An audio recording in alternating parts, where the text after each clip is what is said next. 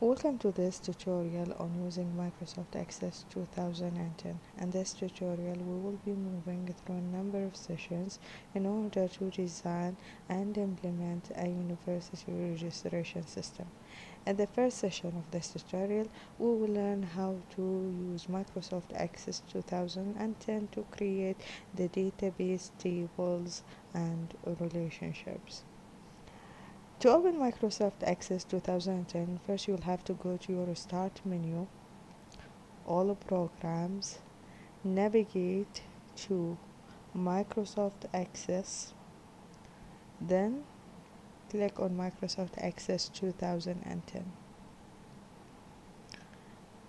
We will close this window for now. In the Available Templates window, select a blank database, and then under the file name specify the name of your database, which will be registration system. You can click on the folder icon over here to specify the location where your database is going to be stored. If you are satisfied with your current location, keep it as it is. The exact location or folder where the file will be stored, our database will be stored, is already written for you down here. Click on Create, and then a new window will be opened for you. Now we will move to the next step, which is to create our tables. The university registration system consists of four main tables. They are the student table, the registration table, the course table, and the section table.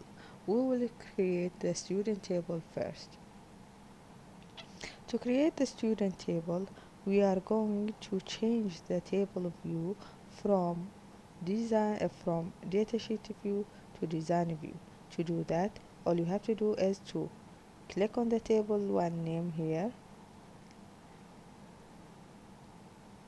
highlight design view, and then enter student as your table name. Now, by default, Microsoft Access will add to you a field known as the ID field in each table that you create. The ID field would be of a data type called auto number, which basically means that the values of this field will be generated automatically by Microsoft Access and usually in sequential order. Now we do not need this field in the case of the student table, so we are going to replace this field with our new field, which is this STD-ID field. The STD-ID field actually is not an auto number, it is a text. Although it consists of digits or numbers, it would be stored as a text, as most student IDs are stored like that. Once we change the data type from auto number to text, the field properties window or part of the screen will change automatically. Now notice that we have something called field size, format, input mask, captions, default values. These are called properties. Each field in Microsoft Access tables have certain numbers of properties, and these properties can be changed according to the type of the field. Now, for our STD-ID field, which refers to the student ID, we are going to set the field size, which means the number of characters in this field, into a different value, which would be actually not 255, but first I have to press this. Sorry. It will not be 255, it will be a different number, which will be in this case according to the one given to you in the table on page.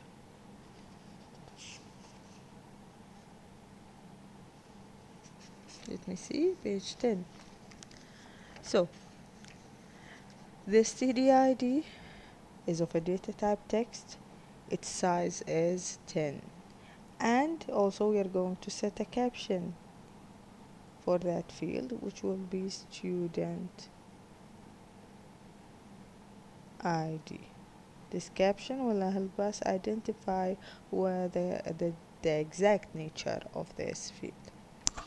Now, for our database, the student table has a primary key. The primary key is used to identify each record in the database separately. In our student table, the stdid field or column is the primary key. To set a primary key, you have to select the field which represents the primary key and then click on the command primary key displayed on the design menu. Now we will add the remaining fields, which are std name. As I've told you before, they are displayed in front of you in table 1 of page 10. Then we have another field called std gender.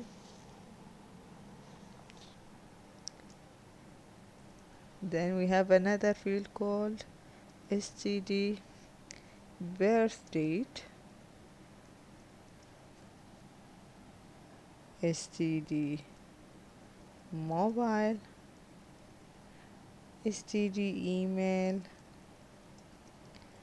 std major, and std college.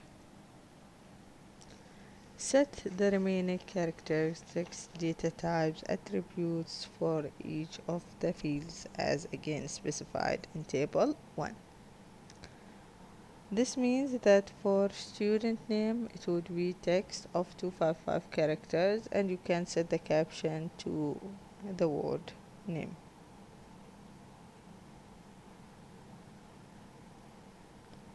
For student gender, it would be also a text of 6 characters, but this time the caption will be gender, and we have an extra feature called lookup. Lookup will help us to specify certain values for our gender data. Because genders can either be males or females, we are going to use something that is called lookup wizard to set the value of this field. Now, when you press on the lookup wizard or select the lookup wizard from the data type sublist, you will be prompted to specify whether you want to enter the values by yourself or you are going to take them from another table or another query. For this, you will have to select I will type in the values that I want. Press next. In the next window, what values are you going to store for your gender? Think about it. It would be either male or female. Sorry for this. I should have not pressed enter. So male or female. Now click on next. What label would you like for your lookup field? We can just simply write gender. Then, do you want to limit entries to the choices? Yes. Do you want to store multiple values for this lookup? No. Keep it empty. Do not check it. Finish. Now for the birth date. The birth date is actually not a text. It's something else. It is a date. So you select the date, time, data type. Then you go to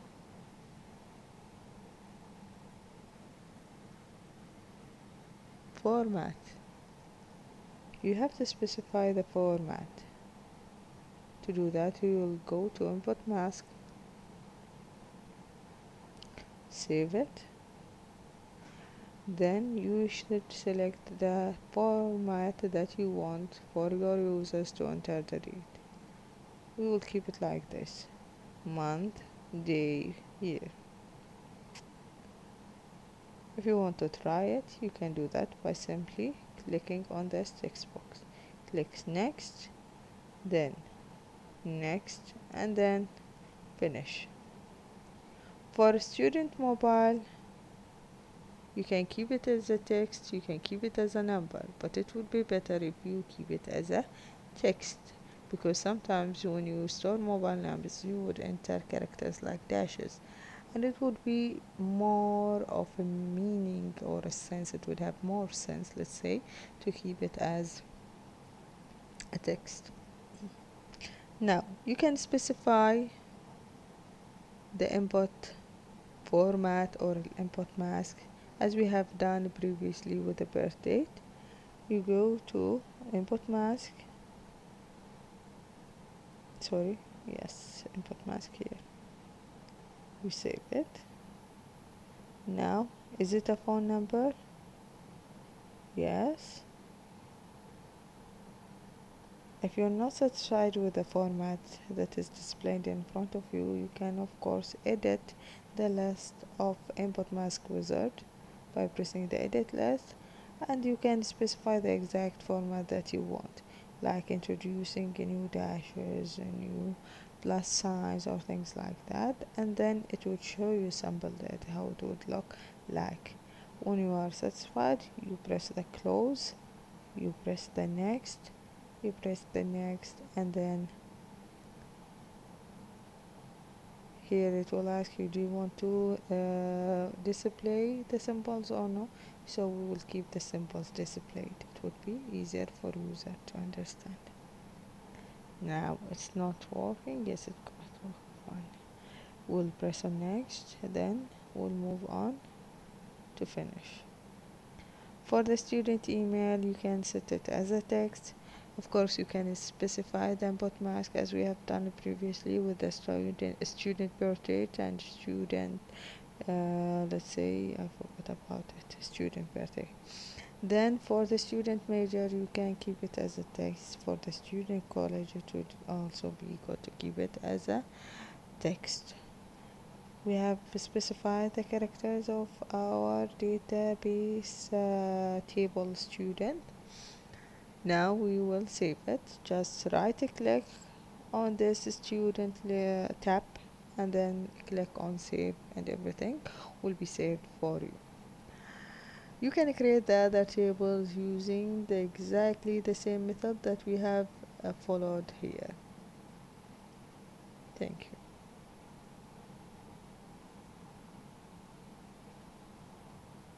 I'll save it once again, and we will later on